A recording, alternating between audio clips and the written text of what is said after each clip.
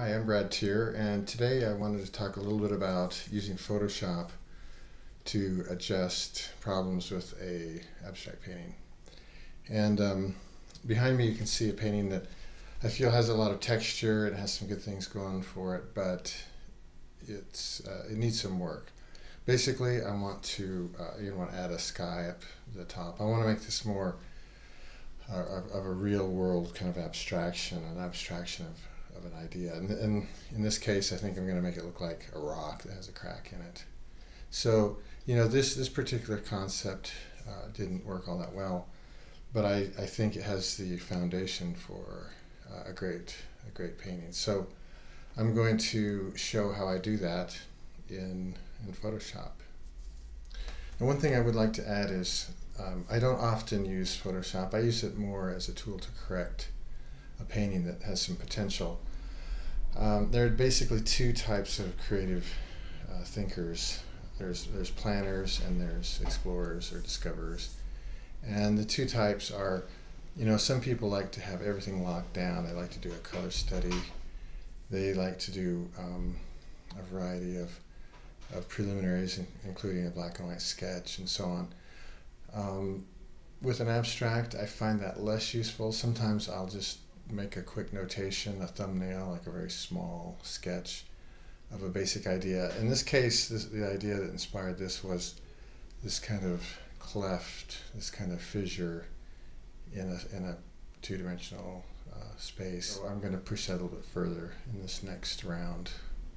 But basically the idea is, if it works for you, Photoshop can be a great tool. So the first thing I want to do is open up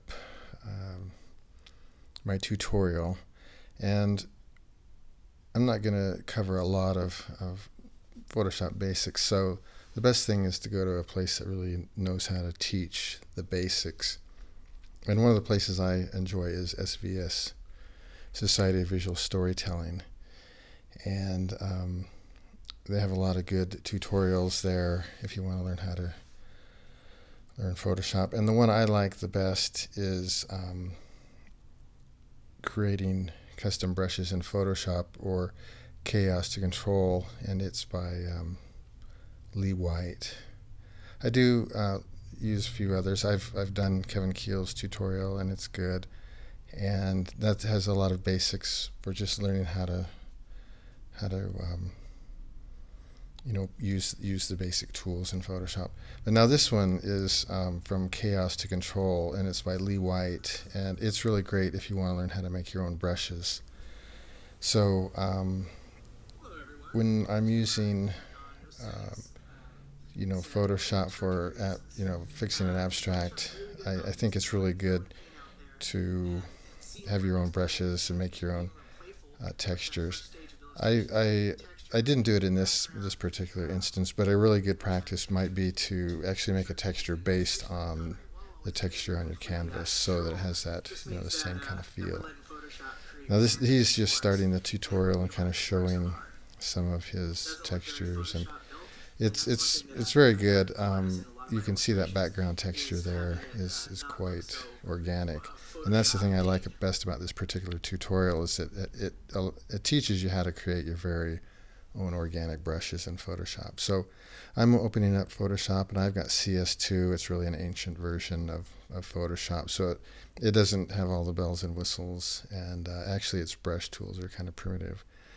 But it works for me, so we'll just give it a go here. And like I say, if you want to really learn the basics, I suggest going to SVS and doing that tutorial.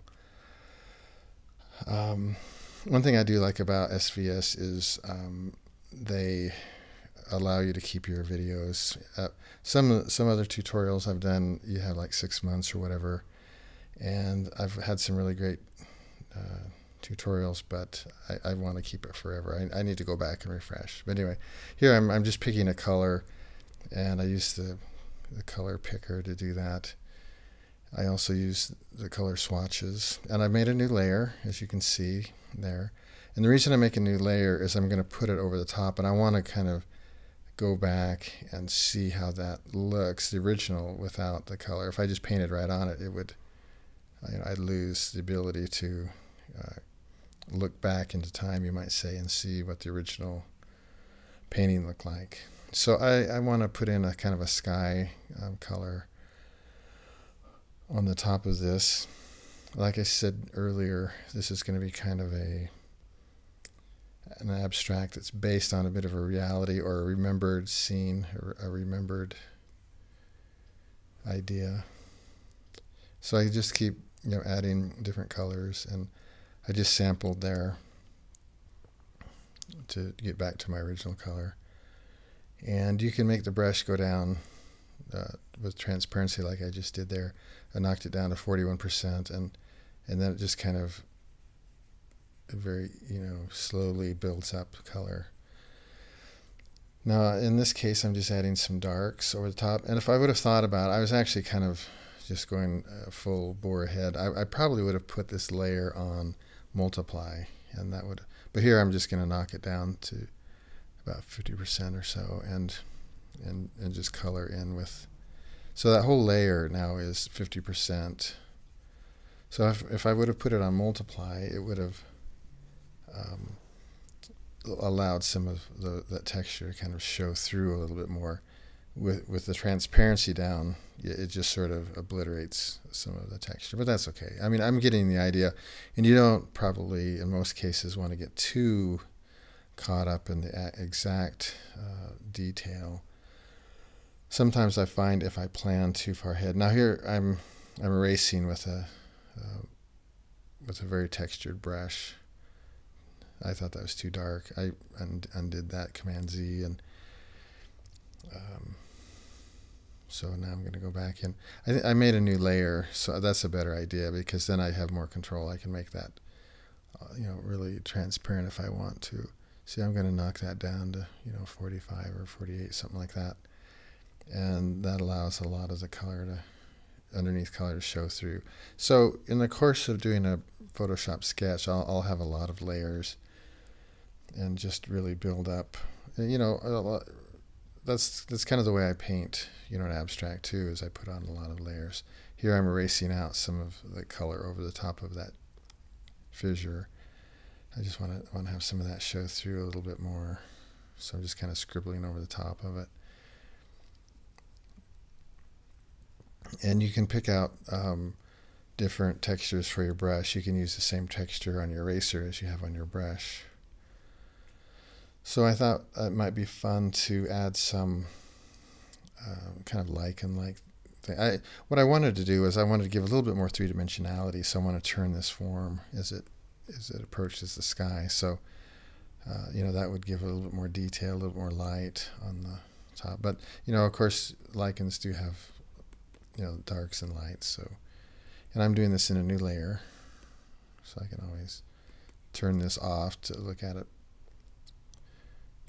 to see what it looks like without it, and turn it back on, and then make it transparent or whatever I want, or whatever I need to do. So I put that black in as kind of a base for the lichen-like shapes, and just kind of, you can, with that color picker, you can, or that color swatch, you can lighten up the values and pick out the exact color you need. So I sample a color, and then I'll open up the color adjustment and play around with the value and the chroma or whatever. So you can see this color chip here. It has a lot of, I'm lightening the value a little bit by moving that circle up. So just kind of putting colors all over here and there, and taking the transparency down just a little bit, see what that does. So I made a new layer, and I'm just going to put, this is quite a dark blue, almost a black, and lighten up the value just a little, or the transparency a little bit, so that makes that a little bit more easy to see. So now I'm turning off layers and just kind of seeing. Here I'm using a color picker to pick up kind of an orangey color. I thought it needs a little contrast over the top, so Now, I had to put the layer on top. It was underneath the layer over it, and it was combining with the blue, which, was okay. Now I'm erasing out just to give it a little texture.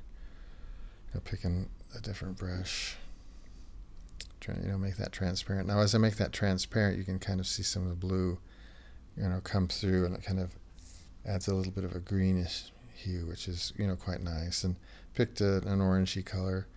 Now it's kind of drawn over the top, and I just clicked lock transparency, and now it will only draw on the orange parts.